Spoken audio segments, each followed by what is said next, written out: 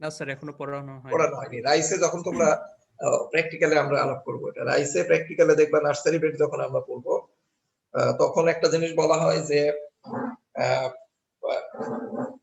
তুমি শুকনা মাটিতে যদি একটা ভেজা বীজ ফেলো তাহলে মাটি তো বসে থাকবে না, সে কি করবে? ময়েশ্চার বীজ থেকে নিয়ে নেবে, তাই না? একটা সয়েল খুবই ড্রাই, আর তুমি বীজকে 2-3 দিন পানিতে ভিজিয়ে প্রচুর ময়েস্ট করে তুমি তারপরে এটাকে শুকনা মাটিতে ফেললা, তো মাটি তো শুকনা মাটি তো তখন বসে থাকবে না। একটা শুকনা জিনিসকে যদি ভিজা জিনিসের সংস্পর্শে আনো তখন পানির মুভমেন্ট কোন দিকে হবে? সে কিন্তু ভিজা জিনিস থেকে ময়েশ্চার টেনে নিবে। তো কাজেই তুমি যদি বীজকে যথেষ্ট পরিমাণ ভিজিয়ে শুকনা মাটিতে ফেলো তখন কিন্তু শুকনা মাটির সঙ্গে সঙ্গে সব বীজ থেকে ময়েশ্চার নিয়ে নেবে এবং বীজ তখন ড্রাই হয়ে যাবে, সে আর প্রসিড করতে পারবে না জার্মিনেশন। আমি কি ক্লিয়ার করতে পারছি? Yes sir, thank you sir. হ্যাঁ, তাহলে কোনো অবস্থাতেই শুকনা মাটির মধ্যে ভিজা বীজ ফেলে কোনো লাভ হবে না। তোমরা যখন রাইস পড়ানো হবে প্র্যাকটিক্যালি তখন দেখবা যে সিড বেড যদি ড্রাই হয় সেখানে আমরা ড্রাই সিড দিই, আর সিড বেড যদি কাদা হয় তাহলে আমরা বীজকে স্প্রাউটেড করে বা ভেজা বীজ দিই, ওয়েট সিড দিই। এর উল্টাটা করলে কিন্তু হবে না।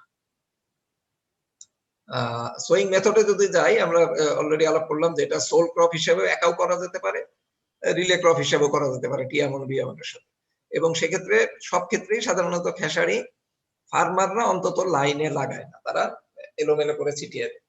কারণ খেসারি হলো খুবই একটা নেগলেক্টেড ক্রপ, যেহেতু হার্ডি ক্রপ, ফার্মার 2-1টা চাষ দিয়ে কোন রকমে ছিটিয়ে দিয়ে চলে আসে আর কোনো কেয়ারই করে না সেটা, তারপরে সে মোটামুটি একটা ফলন পায়।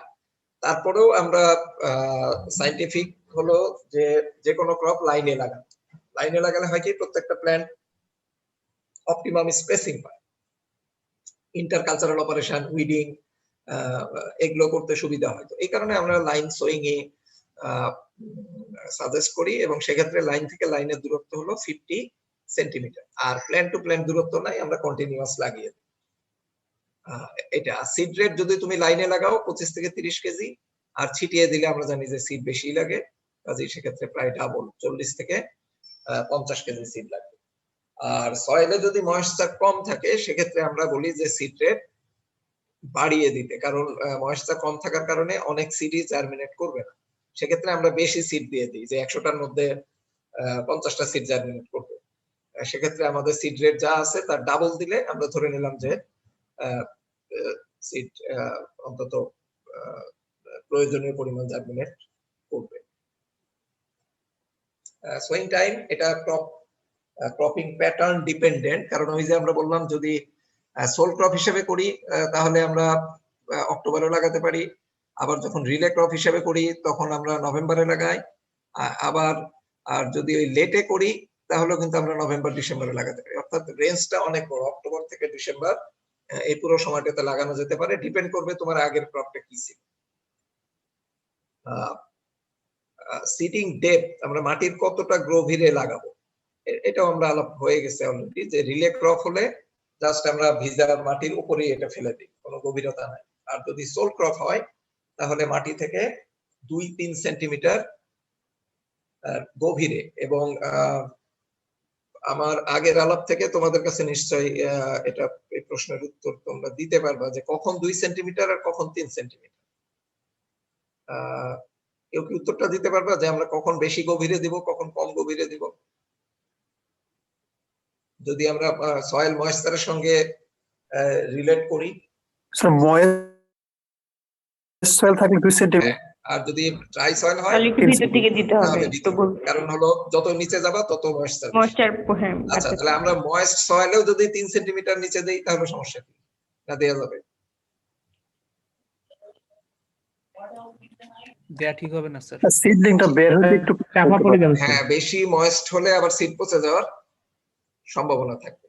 কাজেই বেশি ময়েশ্চার যদি থাকে তাহলে বেশি গভীরে গেলে সিড পচে যাওয়ার সম্ভাবনা থাকে, আর কম ময়েশ্চারে তুমি আবার উপরে দিয়ে রাখলে সিড জার্মিনেটি করবে না, পর্যাপ্ত ময়েশ্চারের অভাব। তো কাজেই ফার্মার এক্সপার্ট, সে দেখেই বুঝবে যে কতটা গভীরে দিতে হবে। আমার তোমার বুঝতে সমস্যা হতে পারে, ফার্মার কিন্তু এটা বুঝবে তার এক্সপেরিয়েন্স থেকে। ফার্টিলাইজার অ্যাপ্লিকেশন এখানে বেশি কিছু বলার নাই, আমার সব পালস ক্রপের ক্ষেত্রেই তোমার আর একই প্রিন্সিপাল যে সাধারণত আমরা বায়ো ফার্টিলাইজার প্রেফার করি, বায়ো ফার্টিলাইজার থাকলে ইউরিয়া আর দিব না, তখন আমরা শুধু টিএসপি আর এমপি দিতে হয়। এই আর সব ফার্টিলাইজারই একটাই নিয়ম, তুমি জানো যে টিএসপি, এমপি, জিপসাম, গোবর যাই দাও সব হলো বেজাল ডোজ ল্যান্ড প্রিপারেশনের সময়। আর ইউরিয়া আমরা সব সময় টপ ড্রেসিং করি, 2-3 বারে দেই। এটার কারণ কি? ইউরিয়া একবারে দিলে কি সমস্যা? স্যার ভোলাটাইল স্যার লস হবে। লস হয়ে যাবে। ইউরিয়া লস, হ্যাঁ ভোলাটাইল লস, লিচিং লস, যে কারণে এবং ইউরিয়া দেওয়ার 2 দিন পরে মোটামুটি সে অ্যাভেলেবল হয়, 3-4 দিন পর্যন্ত অ্যাভেলেবল থাকে, এরপরে গাছ আর নিতে পারে। তো কাজেই তোমাকে যদি আমি আইসক্রিম খেতে দেই, একসঙ্গে যদি 4টা বক্স দেই, তোমার লাভ নাই, তো একটা বক্স খেতে খেতে বাকিটা গলে যাবে। অথবা চা যদি তোমাকে 5 কাপ একসাথে দেই, কোনো লাভ নেই, তুমি 1 কাপ খেতে খেতে বাকিটা ঠান্ডা হয়ে যাবে।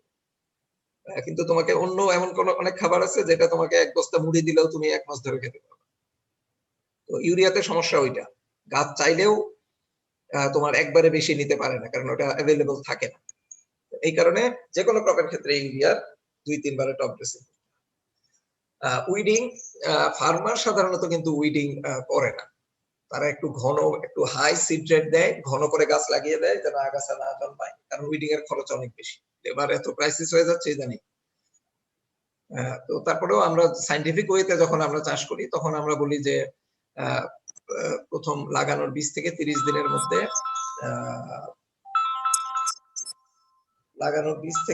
দিনের মধ্যে একটা উইডিং করতে হবে। ওয়াটার ম্যানেজমেন্টের ক্ষেত্রে আমরা বলি যে এটা তো সুবিধা অনেক, যে বৃষ্টি হলেও অসুবিধা নাই, না হলেও অসুবিধা নাই, সেই কারণে ফার্মার সাধারণত এখানে কোনো ইরিগেশন দেন না, অর্থাৎ এটা একটা রেইনফেড ক্রপ হিসেবে চাষ করা হয়। এবং এটা ডিপ রুট কিছুটা ডিপে যায়, যে কারণে এটা ড্রাউট যে সে টলারেট করতে পারে। তার আরেকটা কারণ হলো অন্য পালসের চাইতে তার রুট মাটির ডিপে যায়, ডিপ রুটে, এবং ডিপে গেলে আমরা জানি যে মাটি যত গভীরে যাব ময়েশ্চার তত বেশি, কারণ উপরের ময়েশ্চারটা ইভাপোরেশন হয়ে শেষ হয়ে যায়, নিচে কিন্তু ময়েশ্চার থাকে। তবে sometimes a pre-sowing irrigation may be required to ensure better germination.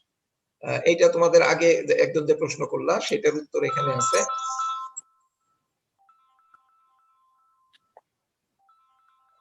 উত্তর এখানে আছে যে, এক মিনিট একটু ওয়েট করো।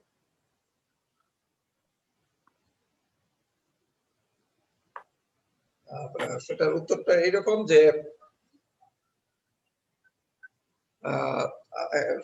সে খরা সহ্য করতে পারে, কিন্তু গাছটাকে তো জন্মাতে হবে, না জন্মালে সে টলারেট করবে কি? কাজেই মাটিতে জার্মিনেশন কম থাকলে এনি হাউ আমাকে সিডকে জার্মিনেশন হতে দিতে হবে, অর্থাৎ ইন দ্যাট কেস একটা প্রি সোয়িং ইরিগেশন, জমি যদি খুবই ড্রাই থাকে লাগানোর আগেই একটা হালকা ইরিগেশন দিয়ে দিতে হবে।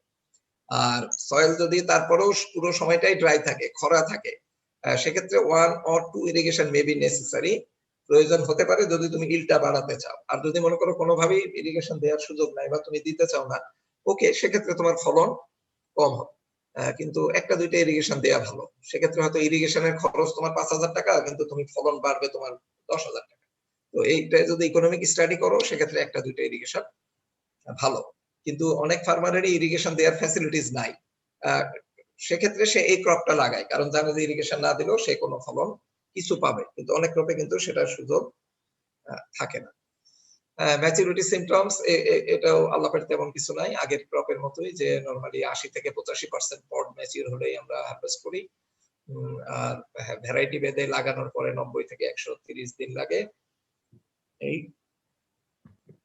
থ্রেশিং ড্রাইং, এটা অন্যান্য পালসের মতোই, এটা দেখে নিতে পারবা তোমরা। স্টোরেজের প্রিন্সিপাল অন্যান্য ক্রপের ক্ষেত্রে যা বা পালসের ক্ষেত্রে তাই।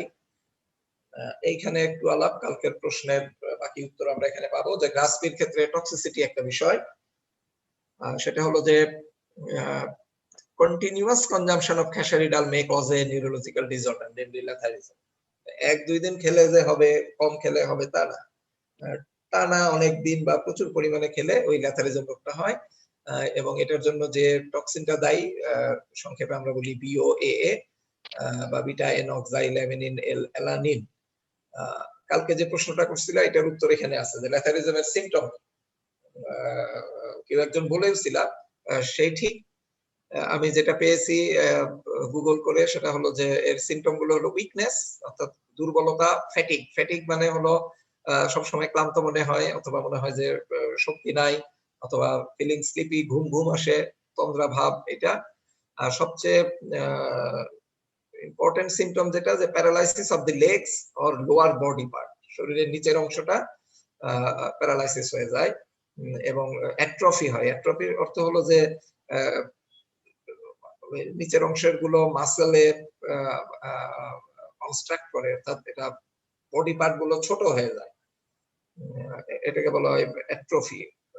মাসেলে টান ধরে বডি পার্ট গুলো দেখা যায় যে ছোট হয়ে যায়। এন্ড স্কেলিটাল ডিফর্মিটিস অর্থাৎ তোমার যে স্কেলিটন, আমাদের যে কঙ্কাল, এই জিনিসগুলোর মধ্যে বিভিন্ন ধরনের বিকৃতি অর্থাৎ হাড়ের মধ্যে বিভিন্ন ধরনের বিকৃতি দেখা যায় এবং এটার কিন্তু খুব বেশি তেমন কোনো ট্রিটমেন্ট নাই, এই জিনিসগুলো পার্মানেন্ট হয়ে যায়। একবারে আর্লি স্টেজে ডিটেকশন অথবা যদি ট্রিটমেন্ট না নেওয়া হয় একটু দেরি হলেই কিন্তু আর কিছু করার থাকে না, পার্মানেন্ট হয়ে যায়। তো ওই টক্সিকটাকে দূর করার একটা উপায় হতে পারে ডিটক্সিফিকেশন। সেটা হলো যে কি কালকে আমরা বলছিলাম যে boiling the seeds in water and draining way first wash, অর্থাৎ তোমার পানিতে এটাকে সিদ্ধ করে পানিটা ফেলে দিতে হবে। অথবা যদি সিদ্ধ না করতে চাও তাহলে সারা রাত এটাকে ভিজিয়ে রেখেও হতে পারে, অথবা তুমি ফ্রাই করে খেতে পারো হাই টেম্পারেচারে, আমরা যেমন বুট ভাজা, বাদাম ভাজা এরকম খাই, অথবা পার বয়েলিং লাইক রাইস সিডস। আমরা ভাত খাওয়ার আগে দেখো না সিদ্ধ চাল, যেটা চাল তো দুই প্রকার, আমরা আতপ চাল যেটা পোলাওয়ের চাল সেটা কিন্তু আমরা সিদ্ধ করি, আর নরমাল আমরা ভাত যেটা খাই সেটাকে কিন্তু ধান থেকে চাল করার আগে সিদ্ধ করে ফেলা।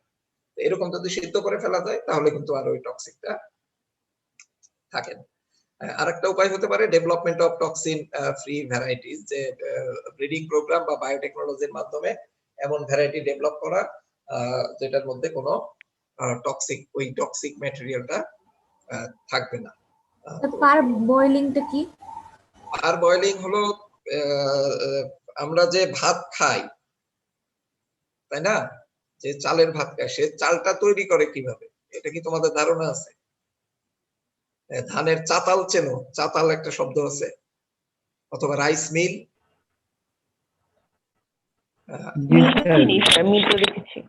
রাইস মিল বা চাতাল গুলো আগে ছিল, একটা হলো অটো রাইস মিল আর একটা হলো চাতাল। গ্রামে গ্রামে রাস্তার ধারে দেখবা যে ধানের মিল আছে। ওরা কি আগে দেখবা যে ধান নিয়ে, বা আমরা গ্রামেও যারা কৃষক যখন নিজের চাল নিজে তৈরি করে, সে ধানকে দেখবা যে সিদ্ধ করে, তাই না? ধানকে সিদ্ধ করে পরে শুকিয়ে তারপরে চাল করে, এই যে সিদ্ধ করাটা এটাকে বলা হয় পার বয়েলিং। আর এখন অটো রাইস মিল গুলোতে সে বড় বড় তোমার ওই যে বয়লার আছে, ওই বয়লারের মধ্যে সে ই করে ধানকে সিদ্ধ করে চাল করা, এই প্রসেসটা হলো পার বয়েলিং। কিন্তু আমরা যেটা পোলাওয়ের চাল যেটা খাই, অথবা আমরা যে পিঠা বানাই, তোমার পুলি পিঠা বলো, ভাপা পিঠা বলো, চিতই পিঠা বলো, এইটা যে চাল থেকে আটা করি সেই চালটা কিন্তু সিদ্ধ করা হয় না। ধান জাস্ট মাড়াই করে সেই ধান সরাসরি আমরা মিলে নিয়ে যাই, আটা করে নিয়ে আসি, এটা সিদ্ধ করা হয় না। তো এই যে ধান সিদ্ধ করে চাল করা, সেই সিস্টেমটাকে বলা হয় পার বয়েলিং। এটা কিন্তু আমাদের রিজিয়নেই আছে, কিন্তু বিশ্বের অনেক দেশে কিন্তু তারা নরমাল ভাত যে খায় সেটাও পার বয়েলিং ছাড়া। ক্লিয়ার হয়েছে কি? Sir, thank you sir. Welcome. তাহলে এটা শেষ, আমরা সেকেন্ডটায় যাব। আজকে হলো, এরপরে আমরা আলাপ পড়াবো মুখবিন। তোমরা এখন কি মুখবিন দেখতেছো না? জি স্যার। আচ্ছা, আমি একটু 2 মিনিট একটা ব্রেক নিচ্ছি, আমার একটা কল আসতেছে বারবার, আমি একটু কলটা রিসিভ করি, তোমাদের আরেক স্যার করতেছে।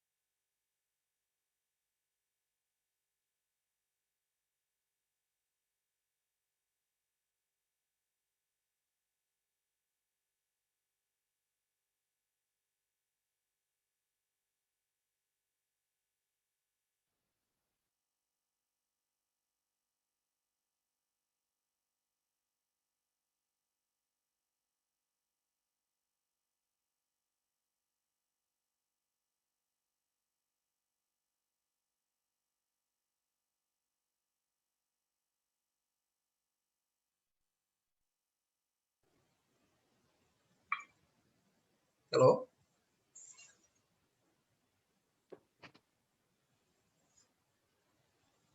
হ্যাঁ আমরা শুরু করি। শুনতে পাচ্ছ না?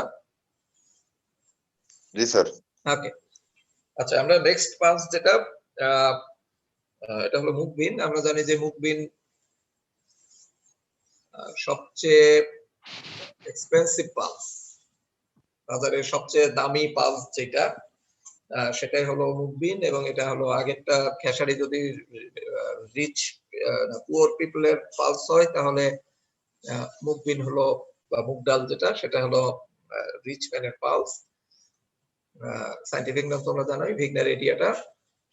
এবং সবচেয়ে পপুলার হলেও যে সবাই খেতে পারে তা না, কিন্তু স্টিল পপুলার কারণ এটার একটা স্পেশাল ফ্লেভার আছে, যে কারণে এটা পপুলার। তবে অনেকের কাছে আবার এটা হয়তো এই ফ্লেভারটাই অপছন্দ হতে পারে, যেমন আমার কাছে এই ফ্লেভারটাই বাজে লাগে।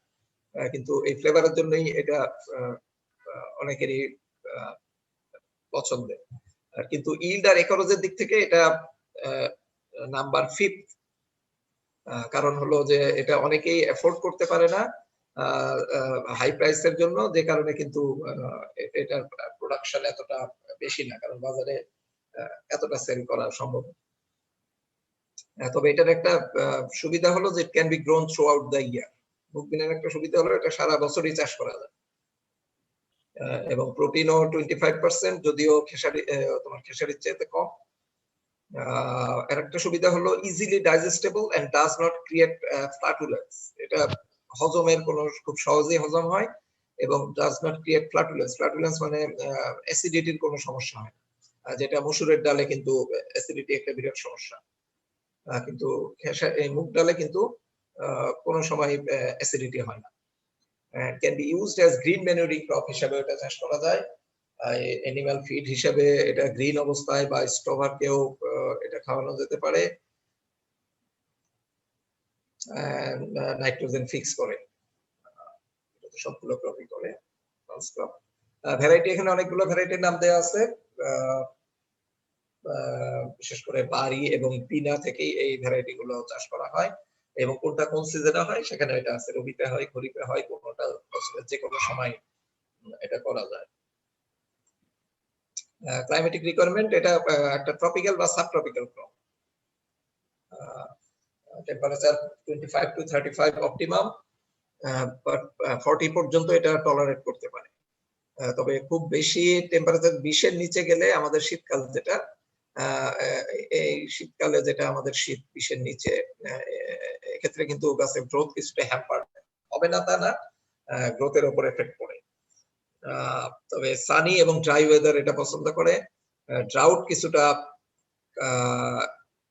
টলারেট করতে পারে, কিন্তু রেইনফল, ওয়াটার স্ট্যাগনেশন কিন্তু খুব একটা সহ্য করতে পারে না। এবং যদি ওয়াটার স্ট্যাগনেশন হয়, গাছের গোড়ায় পানি জমে, তাহলে তোমার গাছের বৃদ্ধিও কমে যায়, at the same time yield কমে যায়। ক্যান টলারেট, ফেয়ারলি টলারেট যা স্যালিনিটি, অর্থাৎ স্যালিনিটি মডারেট স্যালিনিটি, খেসারির মতো কিছুটা স্যালিনিটি সে টলারেট করতে পারে, হাই স্যালিনিটিতে এটা গ্রো করা যায়। Soil requirement sandy to clay, অর্থাৎ যে কোনো সয়েলে হয়। Sensitive to water logging, soil should be deep and well drained and preferably highland. যে কোনো সয়েলই হয়, কিন্তু যেহেতু ওয়াটার লগিং সহ্য করতে পারে না, কাজে সয়েলটা হতে হবে ওয়েল ড্রেইনড এবং হাইল্যান্ড হলে ভালো হয়। ডিপ সয়েল মানে হলো যেটা তোমার ডিপ পর্যন্ত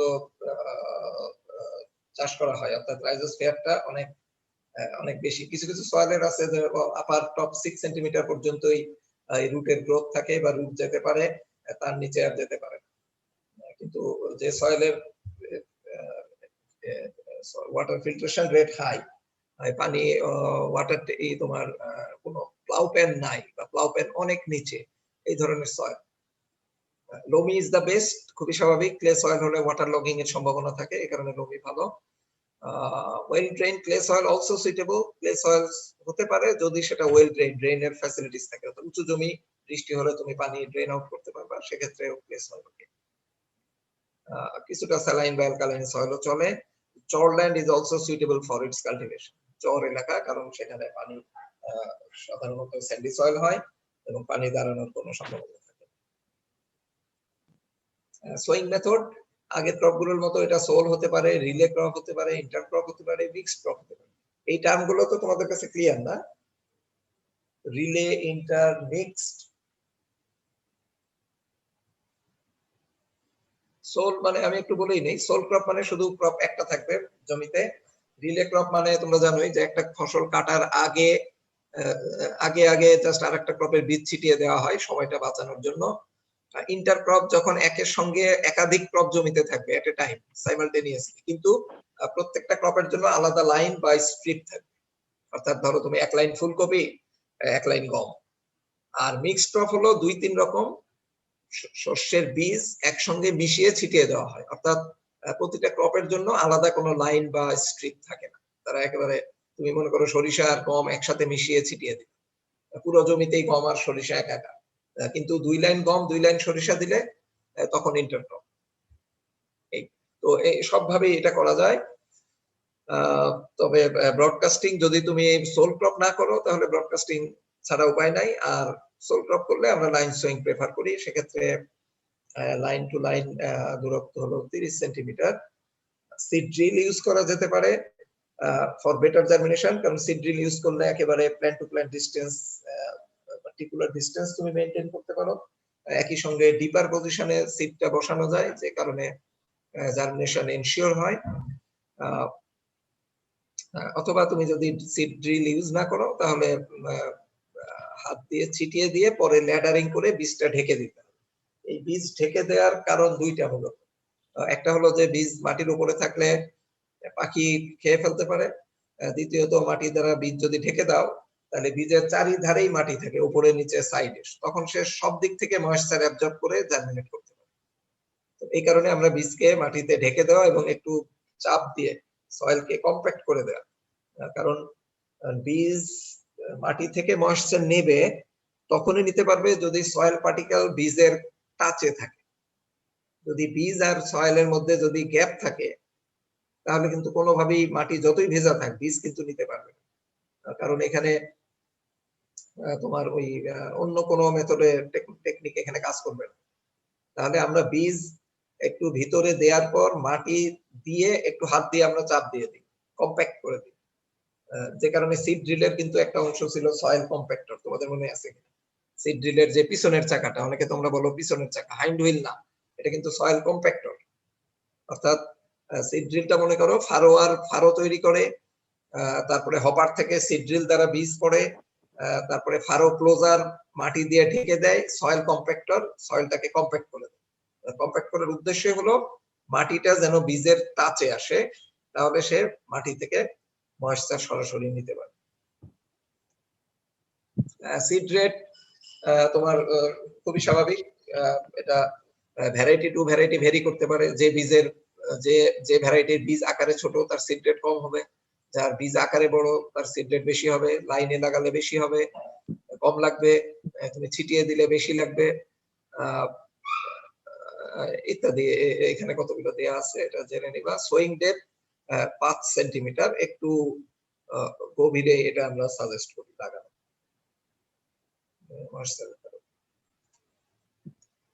সোয়িং টাইমও তোমার দেখো খরিফ 1, খরিফ 2, লেট রবি। অর্থাৎ আমরা বলছিলাম যে throughout the year, the only pulse that can be grown throughout the year। তো এক্ষেত্রে তুমি ফেব্রুয়ারি মার্চে লাগানো যেতে পারে, আগস্ট সেপ্টেম্বরে লাগানো যেতে পারে, অথবা আবার জানুয়ারি ফেব্রুয়ারিতে লাগানো যেতে পারে। এবং এটা বাংলাদেশের বিভিন্ন এলাকার জন্য বিভিন্ন রকম, depending on the temperature, specially the rainfall pattern. Land preparation যদি সোল করো তাহলে 2-3টা চার্জ দিয়ে পরে ল্যাডারিং দিয়ে করে দিতে হবে। ল্যাডারিংটা ইম্পর্টেন্ট এক্ষেত্রে, কারণ জমি সমান করতে হবে।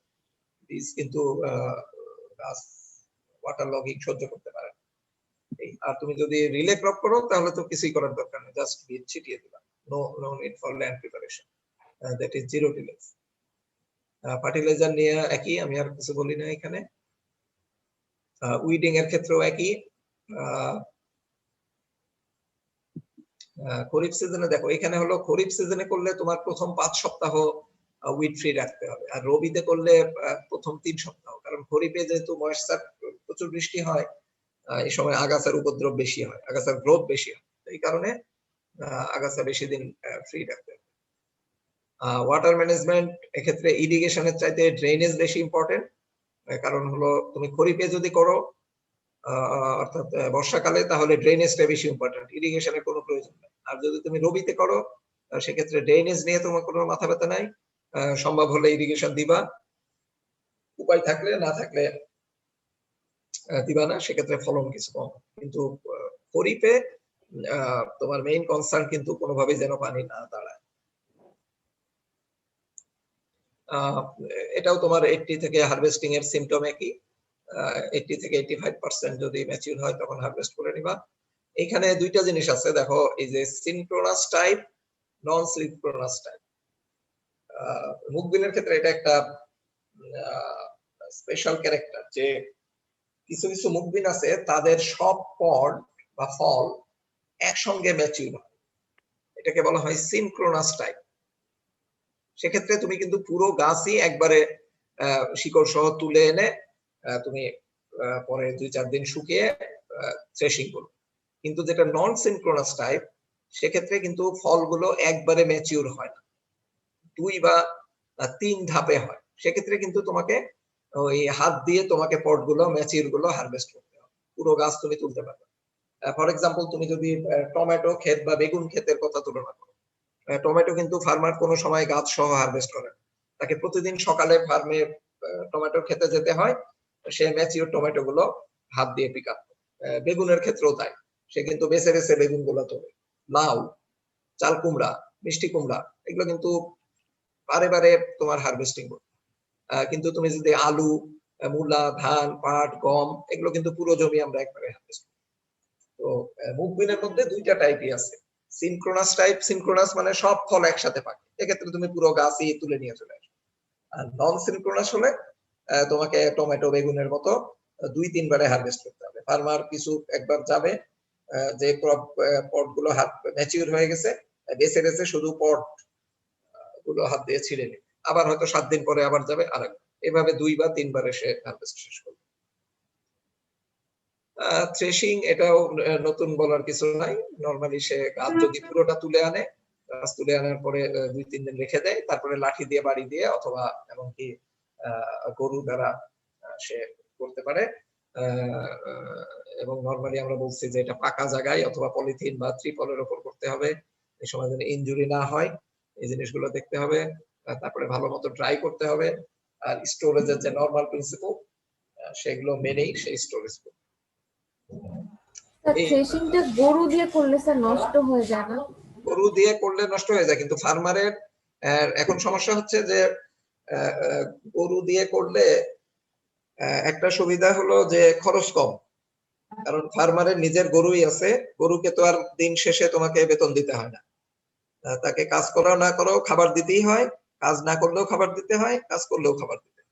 একটা লেবার যদি গরু নিয়ে সারাদিন মারাই করে, তাহলে যে পরিমাণ হবে, ওই জিনিসটা যদি লেবার দিয়ে পিটিয়ে করতে চাও, তাহলে কিন্তু কয়েকজন লেবার লাগবে। তো সেক্ষেত্রে ফার্মাররা অনেক সময় গরু দ্বারা করে, কিন্তু গরু দ্বারা করলে আবার কিন্তু অনেক পডই কিন্তু হয়তো গরুর পা ওইভাবে সব জায়গায় পড়ে না, সেক্ষেত্রে অনেক পডে কিন্তু থ্রেশিং হয় না, অর্থাৎ লস বেশি হয় গরুর ক্ষেত্রে। একই সঙ্গে কিন্তু সিডও ইনজুরি হয়, ওই সিডকে স্টোর করতে গেলে দেখা যায় যে সিড নষ্ট হয়ে যায়। কিন্তু খরচ বাঁচানোর জন্য ফার্মার অনেক সময় গরু দ্বারা এটা করে ফেলে, কারণ লেবার এখন খুবই এক্সপেন্সিভ, গ্রামের একটা লেবারের দাম 400-500। ম্যানুয়ালি করে নিলে। আর কোনো প্রশ্ন?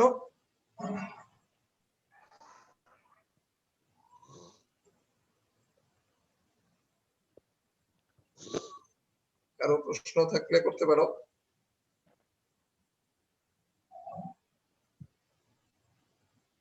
কালকের ক্লাস কয়টায়?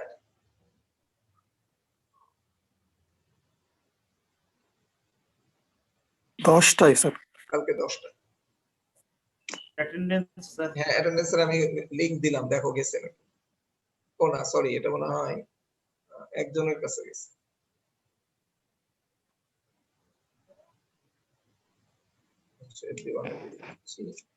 এখন দেখো গেছে মনে হয়। জি স্যার।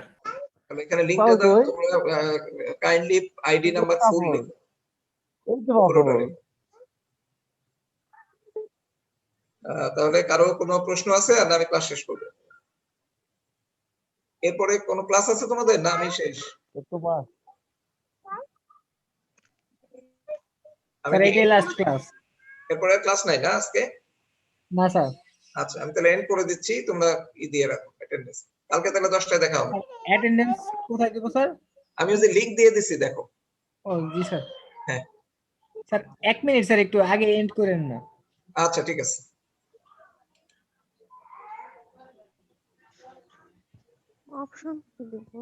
স্যার ওখানে স্যার একটা অপশন 1 নামে একটা ঘর দেখতেছি, সেটা কি স্যার মার্ক করব নাকি আনমার্কটা একটু দেখো? নাম্বার থাক, আইডিয়া নাম লেখো তাইলে, ওটা কি ভুলে মনে হয় অপশন নাম আর আইডি দিলেই হবে। আর ওইটা ছাড়া যদি না আসে কোনো কারণে একটা কিছু লিখে দাও। ওটা ছাড়াই দেওয়া যায় স্যার, ওটা দেওয়া লাগবে না। আচ্ছা ঠিক আছে তাহলে আমি আসলে কেন আমি আসলে কেন কইলাম আমি আসলে আম কই পাবো? আম আছে তো। আম খাইতে কই পাবো বলো? আম কই পাবো?